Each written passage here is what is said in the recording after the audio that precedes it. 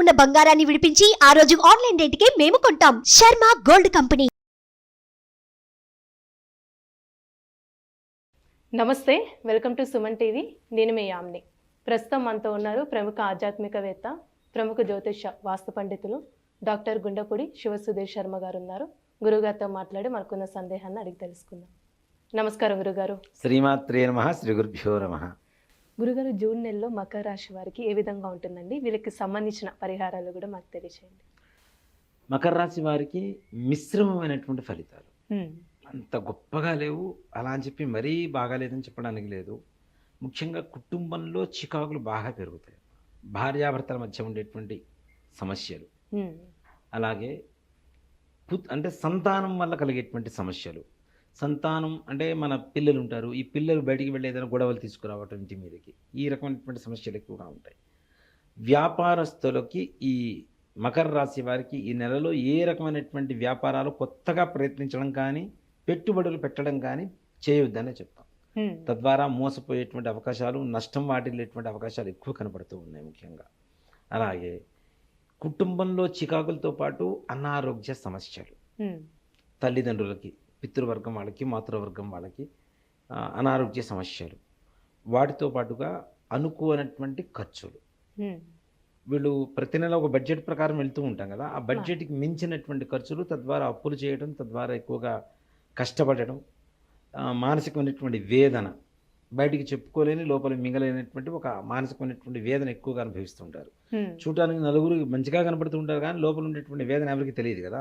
ఆ వేదన ఎక్కువగా పడేటువంటి అవకాశం కనబడుతూ ఉంది.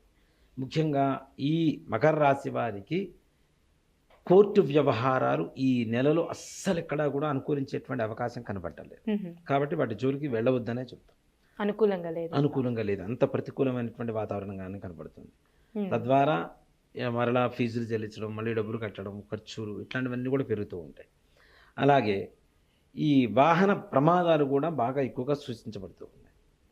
వీళ్ళకి ఈ షోల్డర్స్ ఉంటాయి కదా, వీటికి సంబంధించినటువంటి హెల్త్ ప్రాబ్లమ్స్ కావచ్చు, లేదు వాహన ప్రమాదాలు కావచ్చు. వీటి ద్వారా ఎక్కువగా డబ్బులు ఖర్చు పెట్టాల్సినటువంటి పరిస్థితి కూడా ఎక్కువగా, అంటే డాక్టర్లకి వాటికి ఎక్కువ ఖర్చు పెట్టాల్సిన పరిస్థితి, ట్రీట్మెంట్స్ కూడా ఖర్చు పెట్టాల్సిన పరిస్థితులు మాత్రం ఎక్కువ కనబడుతూ ఉన్నాయి వీరికి. కాబట్టి తగిన జాగ్రత్తలు, వాహన ప్రమాదాలు ఉన్నాయి కాబట్టి ప్రయాణాలు తగ్గించుకోవడం అనేది, జాగ్రత్త వహించడం అనేది మాత్రం సూచించదగినటువంటి విషయం. ఇప్పుడు వివాహానికి సంబంధించి ఏ విధంగా ఉంటుందండి? సంతానపరంగా చూసుకున్నట్లయితే కానీ, భార్యాభర్తల మధ్య సంతానానికి ఏ రకమైనటువంటి సమస్యలు లేవు, కానీ వివాహం మాత్రం ఈ నెలలో వద్దనే చెప్తాం. వివాహ ప్రయత్నాలు ఏవైతే ఉన్నాయో కొత్తగా ప్రయత్నించేటువంటి వాళ్ళకి ఈ జూన్ నెలలో ప్రయత్నించడం మాత్రం మంచిది కాదు. అలాగే వచ్చేటువంటి సంబంధాలు కూడా వీళ్ళ మనస్సుకి నచ్చకుండా ఏదో తప్పనిసరి చేసుకోవాల్సిన పరిస్థితిలో ఉండేటువంటి సంబంధాలే వస్తాయి, కానీ మనస్ఫూర్తిగా ఇష్టపడి చేసుకునేటువంటి పరిస్థితులు మాత్రం రావు. ఇప్పుడు అలా కూడా జరుగుతుంటాయి కదా ఎక్కువగా. తప్పనిసరి పరిస్థితులు ఎప్పటి నుంచి చూస్తున్నాం, సరే వచ్చింది ఏదోలే మనం సర్దుకుందాం అనుకునే పరిస్థితులు ఉంటాయి కదా. అలాంటి పరిస్థితుల్లో ఉండేటువంటి సంబంధాలు ఎదుర్కొంటారు తప్పితే వీళ్ళ మనస్ఫూర్తిగా అబ్బా ఇట్లాంటి సంబంధం మనకు వస్తుంది అనుకోలేదు, మంచిగా వచ్చింది చేసుకుందాం అనుకునేటువంటి పరిస్థితులు మాత్రం ఎక్కడా గోచరించట్లేదు వీళ్ళకి. ఇప్పుడు రాజకీయ నాయకులకి ఏ విధంగా ఉంటుందండి జూన్ నెలలో? రాజకీయపరమైనటువంటి వ్యక్తులకు కూడా కూసింత నిరాశాజనకంగానే కనపడుతుంది ఎక్కువగా. వీళ్ళలో విజయం నాకు తథ్యం అనుకునేటువంటి వ్యక్తులు కూడా ఓటమి పాలయ్యేటువంటి అవకాశాలు కనబడుతున్నాయి. కాబట్టి దాని గురించి పెద్దగా నిరుత్సాహపడకుండా ఇంకొంచెం ఉత్సాహంతో ముందుకు వెళ్తూ ఉంటే జీవితం బాగుంటుంది. మనం తప్పనిసరిగా గెలుస్తాం అంటే ప్రజా తీర్పు అనేది ఏ సమయాన ఎలా జరుగుతుంది అనేది ఎవ్వరూ ఊహించలేదు కదా. గెలుస్తాడు అనుకున్న వ్యక్తి ఓడిపోవచ్చు, ఓడిపోతాడు అన్న వ్యక్తి గెలవచ్చు. వాళ్ళ జాతక స్థితి కావచ్చు, ప్రజాదరణ కావచ్చు, వాళ్ళు చేసినటువంటి తప్పుల ప్రభావం కావచ్చు, ఏదైనా కావచ్చు. కానీ ఈ మకర రాశి వారికి మాత్రం ఎక్కువగా విజయ అవకాశాలు తక్కువగా కనబడుతున్నాయి జూన్ నెలలో. జూన్ నెల దాటిన తర్వాత మాత్రం తప్పనిసరిగా కొంతమేరకు విజయ అవకాశాలు కనబడుతున్నాయి. ఇప్పుడు ప్రైవేట్ ఉద్యోగస్తులు కానీ గవర్నమెంట్ రంగానికి సంబంధించండి జూన్ నెలలో ఏ విధంగా ఉంటుంది? ముఖ్యంగా జూన్ నెలలో ప్రైవేటు ఉద్యోగస్తులకి, ఈ ప్రభుత్వపరమైన ఉద్యోగస్తులకి ప్రమోషన్స్ అయితే రావు. వాటి గురించి ప్రయత్నించి నిరాశపడి ఇంకా రావు అనుకునేటువంటి పరిస్థితికి రావడం అనేది మాత్రం అనవసరమైనటువంటి పరిస్థితి. ఎందుకంటే ఎక్కువగా ఆలోచిస్తే అదే జరుగుతుంటుంది, నిరాశ, డిప్రెషన్. అవునా?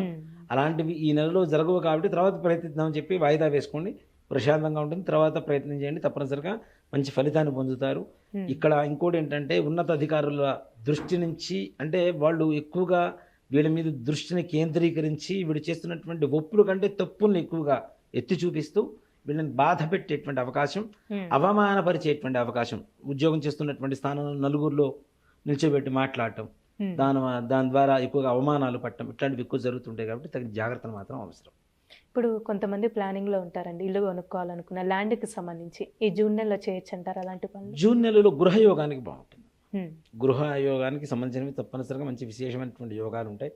ఏదైనా సంకల్ప మాత్రంతోనే గృహయోగం కలిగేటువంటి అవకాశాలు మకర రాశి వారికి బాగా కనబడుతున్నాయి. అంతేకాకుండా వీరు అనుకునేటువంటి రేట్లలో వీళ్ళు ఊహించిన దానికంటే మంచి స్థలాలు, మంచి పొలాలు, మంచి ఇళ్ళు దొరికేటువంటి అవకాశాలు కూడా సంపూర్ణంగా కనబడుతున్నాయి. తర్వాత ఈ విద్యార్థులు కష్టపడుతుంటారు కానీ ఫలితం పెద్దగా కనపడలేదు కానీ నిరాశపడకుండా కష్టపడుతూ ఉంటే భవిష్యత్తు బాగుంటుంది. అలాగే విదేశీ ప్రయాణాలు వెళ్ళాలి చేయాలి అనుకునేటువంటి వాళ్ళకి కూడాను ఈ మాసం కొంతవరకు నిరాశగానే ఉంటుంది. కాబట్టి ఈ మాసం కంటే తదుపరి మాసం నెక్స్ట్ మంత్లో ఏదైనా ప్రయత్నం చేసుకుంటే సత్ఫలితాన్ని పొందడానికి అవకాశం ఉంటుంది. ముఖ్యంగా మనిషికి ఉండేటువంటి లక్షణం ఏంటంటే ఒకసారి, 2 సార్లు, 3 సార్లు అనుకున్న పని అవ్వలేకపోతే అది అవ్వదేమో అని చెప్పి ఒక నిరాశాజనకంగా ఇదైపోతారు, మెంటల్ డిప్రెషన్కి గురవుతూ ఉంటారు. అలా అసలు చేయకుండా ఉంటే ఏ బాధ లేదు ఈ నెలలో కదా.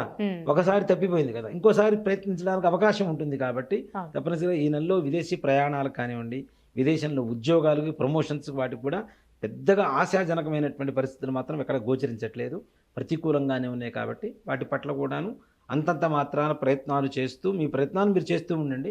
ఫలితం మాత్రం ఈ నెలలో ఆశించడం మాత్రం వద్దు అనే చెప్తాను. పరిహారం అంటే ఏం చేస్తే మంచి? మకర రాశి వారికి ముఖ్యంగా విష్ణుమూర్తి ఆలయానికి వెళ్ళమని చెప్పండి.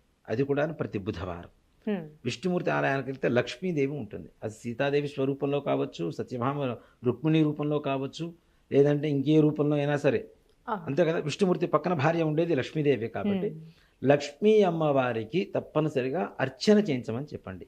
అది కూడాను మల్లె పుష్పాలు, మల్లెపూలు ఉంటాయి కదా, మల్లికార్చన అంటాం. అష్టోత్తర మల్లికార్చన అంటే అష్టోత్తర మల్లెపూలతో అష్టోత్తరం పూజ చేయించేసి అమ్మవారికి ఏదైనా మనం పాయసం, పాలు బియ్యం పొంగలితో మన బెల్లంతో వండుతూ ఉంటారు, పొంగలి అంటారు, స్వీట్ పొంగలి అంటుంటారు. ఆ తీపి పొంగలి నివేదన చేయించి ప్రతి బుధవారం చేయిస్తే తప్పనిసరిగా అలక్ష్మీ యోగం పోయి లక్ష్మీదేవి అనుగ్రహంతో అనుకునేటువంటి సకల కార్యాలు, ఆర్థిక పరిస్థితి కూడా అన్నీ మెరుగుపడడానికి అవకాశం ఉంటుంది. మంచి పరిహారం తెలియజేశారండి, ధన్యవాదాలు. శ్రీమాత్రే నమః, శ్రీ గురుభ్యో నమః. సుమన్ టీవీలో మీ పర్సనల్ అండ్ బిజినెస్ ప్రమోషన్స్ కోసం కింది నెంబర్కి కాంటాక్ట్ చేయండి.